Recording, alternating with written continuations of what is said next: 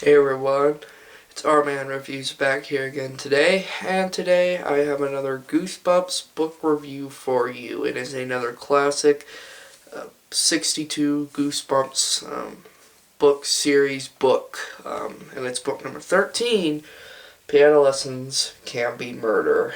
Yes, one of the earliest books to come out in the original Goosebumps series, and I do have this one in first printing, and I'm going to first tell you straight up right now, this book is in a mess of a condition. And that's why I have this Scotch 845 book tape on it, too. Yeah, my last book review is The Horror Camp Jelly Jam. That one's my favorite Goosebumps book of all time, so you can check out that review, too. And that one I had to use the same tape on it because that one was also just in a mess of condition, whatever.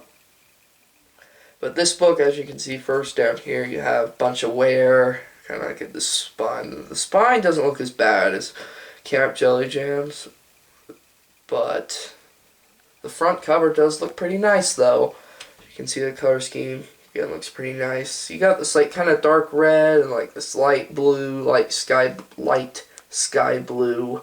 Looks pretty nice. I like the red background here. You have the disembodied hands themselves. You have the little tag on. It says "Play It Again" hand. And you actually have the piano itself. Looks pretty nice. There's the back. I wanted to know. But so, Piano Lessons Can Be Murder. After showing you basically all the wear and tear on this book, and it's just absolutely terrible.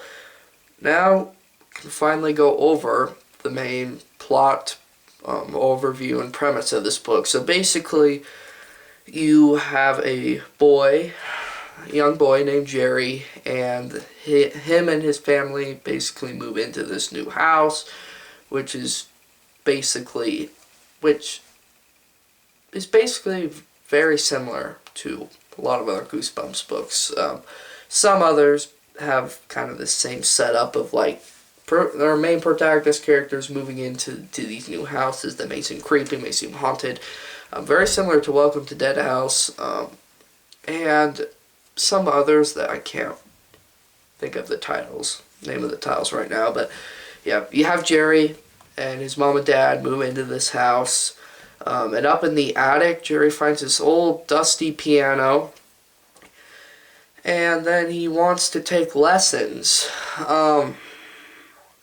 And then, right, kind of like later, when he's in bed, he starts to hear the piano playing, like, right above him, because the attic is right above his bedroom.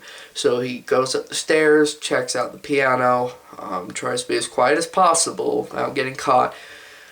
And all the sounds just mysteriously just went away, like they just stopped, and it was pretty weird. I mean, it wasn't just a piano that played on its own.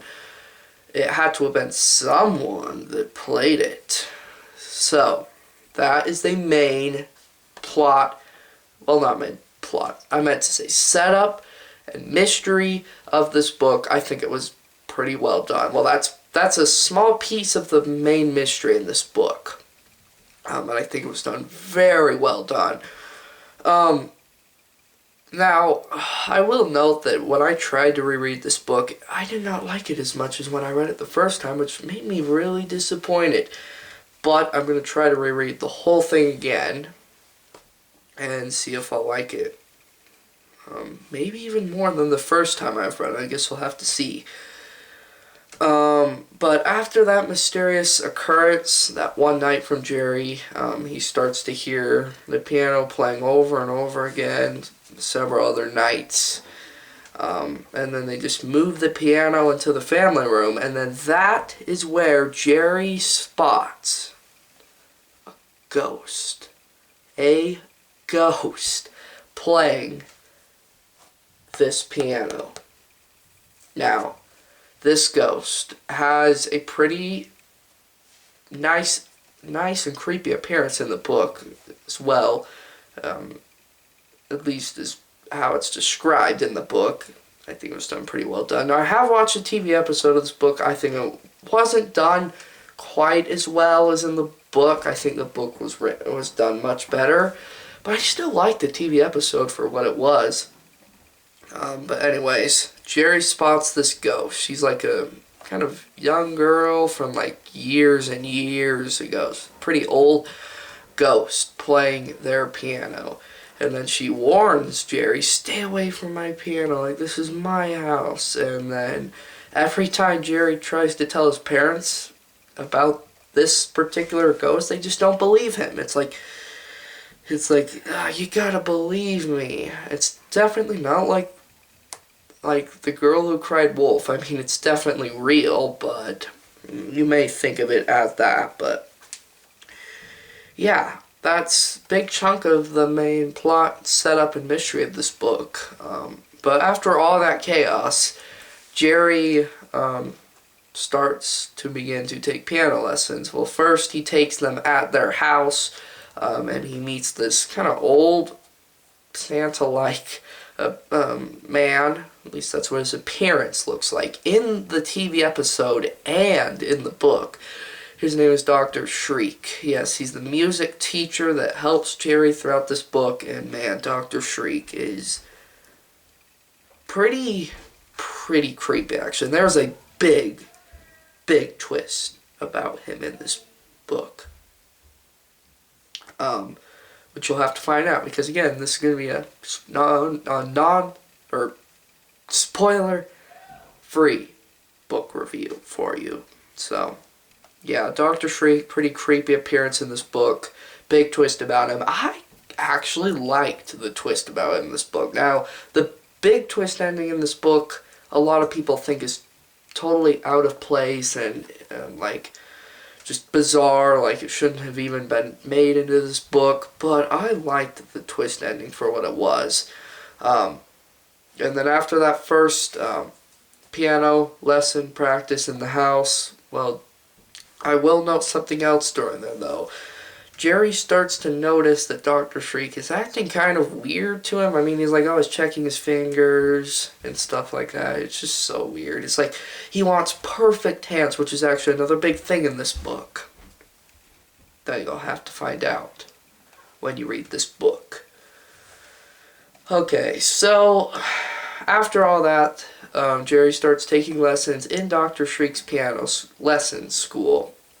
And it's a pretty big school. It looks more like a prison. At least that's what his appearance looks like, both in the episode and in the book. So that's pretty interesting, too.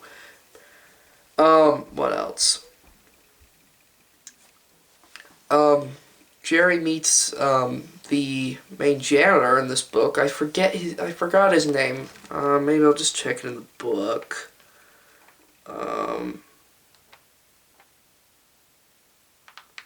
Mr. Toggle. Yes, Mr. Toggle. Sorry about that wait. Mr. Toggle is the school's janitor, and he's a pretty weird guy, too. But he's pretty nice to Jerry at the beginning, but near the twist ending is when he just acts like Dr. Shriek, like so weird and so mean. And that is the last I'm going to tell you about this book, because onward, after that point on, it's just the twist ending. So, when it comes to rating Goosebumps book number 13, Piano Lessons Can Be Murder, I'm going to tell you straight up right now, this is one of my top 5, top 10 favorite Goosebumps books of all time. I don't like it as much as the horror at Camp Jelly Jam, but I do like it more than Welcome to Dead House and some others, the Goosebumps books I've read so far. So, definitely check out and read Piano Lessons Can Be Murder. I'd probably rate it 4 out of 5 stars. I mean, there may have been just tiny little parts of the plot in this book that just seemed a little bit too dragged out and a little bit too boring. And I know a lot of people hate this book. I know very few people that actually love this book. But I only know more people that hate this book than actually, more people than actually love it. But that's fair, everybody has their own opinions, of course. But I genuinely love this book. The cover art could have been done better, though. But those disembodied hands right there play a big part in the final twist ending of this book. So you'll just have to read it to see. I think they're done pretty nicely, well done on the cover art. But anyways, that's my book review for you guys today. Stay tuned for my next book reviews and other merchandise review videos, whatever. And subscribe, comment down below. I'll see you again in the next video. Take care.